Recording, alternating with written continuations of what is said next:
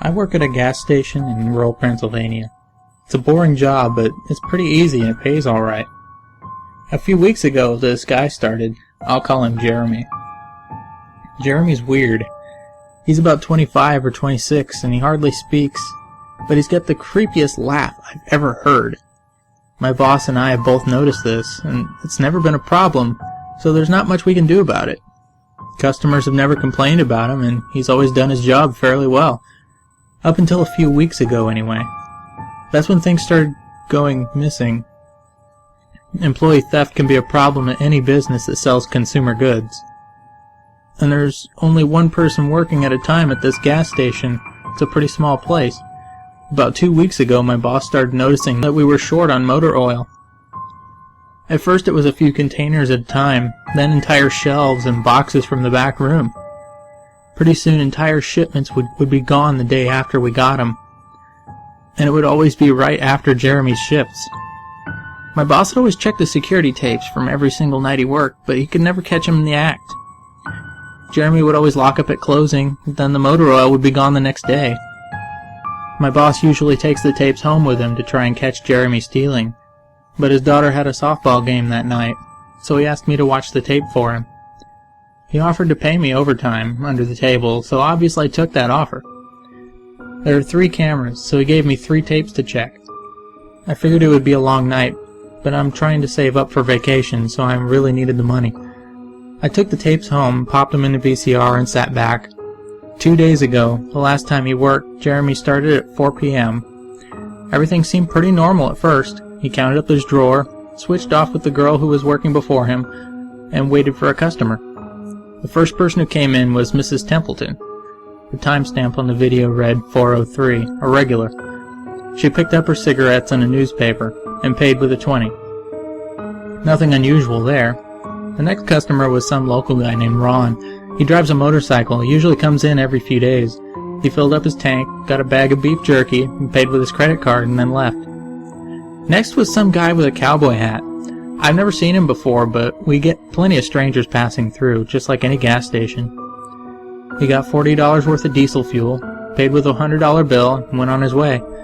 I sat back inside. The only thing more boring than doing this job is watching someone else do it. My boss's offer was enough to keep me watching, though, so I left the tape on. Everything seemed pretty normal. I had a feeling that if Jeremy was stealing motor oil, he knew we were suspicious of him by now. I didn't expect him to be dumb enough to let us catch him on camera. Things stayed boring and routine until about 5 o'clock. 5:03, Mrs. Templeton came back in. She must have forgotten something, but she didn't. She bought the same pack of cigarettes as before, and the same paper. She paid with another 20. That's odd, I thought, but then again, she's a little absent-minded. I thought Jeremy should have told her she already got her smokes, but it's not against the rules to sell somebody the same thing twice. That's when Ron came in again. He had bought another tank of gas for his motorcycle again. I later checked the outdoor camera because I thought maybe he had another car he wanted to fill up. And the same pack of beef jerky. He paid with his credit card again. No big deal, I figured. This was just a weird coincidence. Mrs. Templeton is forgetful, and Ron probably owns more than one Harley. That's when the guy in the cowboy hat came back in. I felt a chill run down my spine. Don't get diesel, don't get diesel. I found myself whispering to my empty room, but he did. He got $40 worth of diesel fuel and paid with another $100 bill.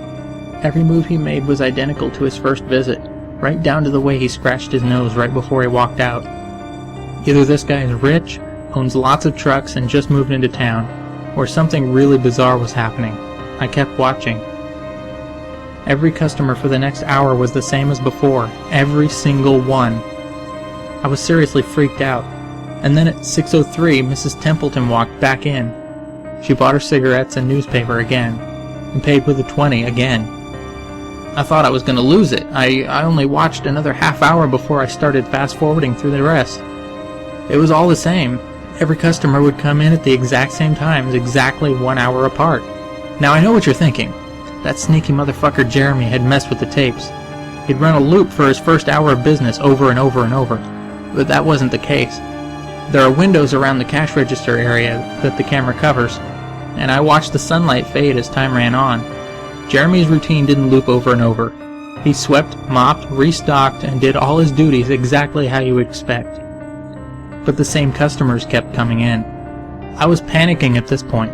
Something was seriously wrong with what I was seeing, and I had no explanation for it. I skipped ahead to when he locked up and walked out to his car.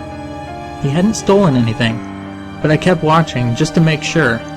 I fast-forwarded one last time to about midnight. At exactly midnight, 12:03, out of nowhere, Jeremy's face pops up on camera. I don't mean he moved his head into view, I mean that 1 second the store was empty. The next second his face was all that I could see. He wasn't looking at the camera, he was looking at me, I'm sure of it. I screamed and fumbled for the remote. By the time I grabbed it, he was gone, just as soon as he had left. One frame he was there, the next frame he wasn't. My hands were shaking like crazy, but I popped in another tape. The other indoor camera showed the back area, by the cash register, and I would be able to see how he got up there to put his face in the camera like that. I skipped ahead to 12:03, but there was nothing. I would have been able to see him standing on a chair or something on this tape, but he wasn't there. I didn't see him enter the store at all after he left. It's like he wasn't really there. He doesn't know the security code, and no alarms were triggered that night after he locked up. What I did see, however, was that at 12:03, the motor oil vanished off the shelf. All of it. Same as Jeremy's face. 1 second it was there, the next it wasn't.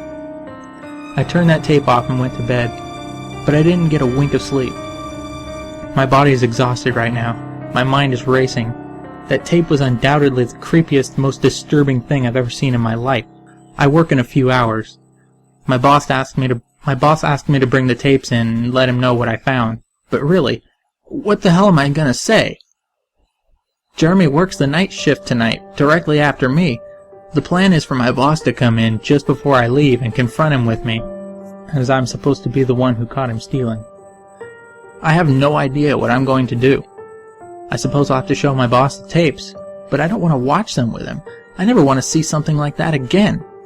I can't get the image of Jeremy just smiling directly in the camera out of my mind. It was like the creepiest look I've ever seen on another human being's face. Anyway, I'm gonna try again to get some last-minute sleep before I have to go in and deal with this. I'll let you guys know what happens. Update. 2:49 p.m. Updating from my phone, apologizing in advance for errors. My boss just finished watching the last of the tapes. I told him what to expect, but you really can't prepare someone for something like that. He's scared shitless, and I am too. And Jeremy is due to come in at 4. We've got a little over an hour to get our shit together, but neither of us knows exactly what to say to him. Is he just a fucked up guy who likes to steal motor oil and scare the shit out of people? Or is he something else? I don't know if this is crazy, but does anyone think he could have anything to do with the time loop? But the way he popped up in this one made me think he knew I was watching him. It's like he wanted me to see what he could do. Like he was showing off or something. The way he smiled into the camera, like a little kid showing you a sandcastle they just built or something. I don't know. I probably sound crazy. I sure feel the part. I'm going to talk to my boss some more. We have to calm ourselves down and figure out how to handle this. I'll update tonight, but I have a really bad feeling about how this is going to play out. Update. 2:33 p.m. No sign of Jeremy. Tried calling him, but his phone has been disconnected. We're calling the police. Update. 5:33 p.m. No sign of Jeremy. Tried calling him, but his phone has been disconnected. We're calling the police. Update. 6:33 p.m. No sign of Jeremy. Tried calling him, but his phone has been disconnected. We're calling the police. Update. 7:33 p.m. No sign of Jeremy. Tried calling him, but his phone has been disconnected. We're calling the police. Update. 8:33 p.m. No sign of Jeremy. Tried calling him, but his phone has been disconnected. We're calling the police. Update. 10:58 p.m. Holy shit. Holy shit. Holy shit. Holy shit. I just got home and saw my previous updates. Things make less sense now than ever. Here's what I can tell you. I went to work. Jeremy never showed up. My boss and I decided to call the police, as you're well aware. When I picked up the phone to call, though, the sun went out. I shit you not, that's what I thought happened. Apparently, I blacked out for exactly 5 hours, because when I looked at the clock, it was 9:33. I think I got stuck in Jeremy's time loop. And then I snapped out of it at the exact point I blacked out, if that makes sense. But that's when things got really weird. My boss was right next to me when I blacked out, ready to corroborate my story to the cops. When I came to, the phone was in my hand, but it was dead. Not even a dial tone. My boss was still right there, but he wasn't moving. He was standing up, but frozen. I looked at the clock again, and it wasn't moving. The second hand was stuck on the 12. It was 9:33 exactly. The clock on the register wasn't moving either. My phone was frozen. There was even a customer at the register waiting for my boss to get him cigarettes. I'm betting that would have been his 5th pack that day. I got the fuck out of there. Didn't lock up. Didn't turn the lights out. And sorry guys, I didn't grab the security tapes to upload onto the internet. Believe me, that was the last thing on my mind. The gas station is on a major highway, and cars were parked all along it. Except that they weren't parked. They were frozen, and were sitting still as wax statues. I got in my car and prayed that it would start. Thankfully it did. About halfway home, time started up again. The static from the radio turned into music, like it's supposed to be. And from what I could tell, listening to the host talk in between songs, no one had noticed the time freeze, or whatever it was. I was the only one. Well, I'm sure Jeremy noticed as well. I still have no clue where he is or what he's doing. I'm hiding in my room and calling the police again this morning. I don't know if I ever got through to them before, or if I did, whether they took me seriously. I'm scared for my life at this point. I'll update tomorrow if I can. Final update, 10:33 a.m. I finally fell asleep around 4. I have no idea how I did it. I guess exhaustion finally got the best of me. This morning I woke up to my phone ringing. It was my boss. He'd been calling me since around 6. He woke up and time turned back on last night, and he immediately called the cops. They came by to see what was wrong, and he told them everything.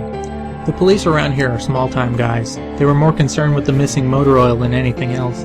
But my boss figured he would take it as long as he had their attention. They decided to go looking for Jeremy. We keep all our employee applications on file, and since Jeremy started working there, he was easy to find. They checked the address on it and headed over to his house, and you're not going to believe what they found. The address Jeremy listed on his application was an empty lot, or at least now it is. There used to be a house there, but it burned down in 1993. Being a small town, almost everyone remembers that fire. A family of 4 used to live there way back when. Rumor has it that they had an estranged son who they never really talked about, but I can't say for sure if that's true. What I can say is true is that after an insurance investigation, the fire was ruled an arson. The entire house was soaked in oil and torched with a Molotov cocktail. The entire family was sleeping when it happened. None of them survived. They never caught the guy who did it. Rumor has it that when they tried to contact the estranged son, no one could find him. Anyway, my boss called and told me all this, and I freaked out. Then he had me come in to the gas station. "What, are you crazy?" I said, but he assured me that the cops were there with him. Then he dropped a bomb. The FBI were also in town, and they were going to talk to me one way or another, so I might as well come in. It was about 7:15, and I wanted to go back to bed, but I figured I wouldn't be able to sleep much more anyway, so I went down. 4 men in suits greeted me and told me to have a seat. We went over everything 2 or 3 times until they got all the details down. I told them about Jeremy, the security tape, last night at work, everything. Finally, after I finished, one of the agents said, "Ah, Christ, we got another one on our hands." Then they made me sign a bunch of papers saying I wouldn't tell anyone about what happened, so I can't say much more. I might be breaking the law just by posting this. So now I'm home. I'm not sure what to do with myself. The agent's words when I told him the story are going to haunt me for the rest of my life. Anyway, I've got to go. I have some errands to run today, and then I have to go into work to pick up some tapes. My boss and I think this new guy Jeremy, who's a complete creep, is stealing motor oil, and I have to watch the security footage to see if I can catch him doing it. I have better things to do, but my boss is paying me overtime under the table, and I'm trying to save up for vacation, so I could really use the money. It should be pretty simple. The oil always goes missing right after his shifts. I figure I'll just watch the tapes, catch him in the act, and that'll be that.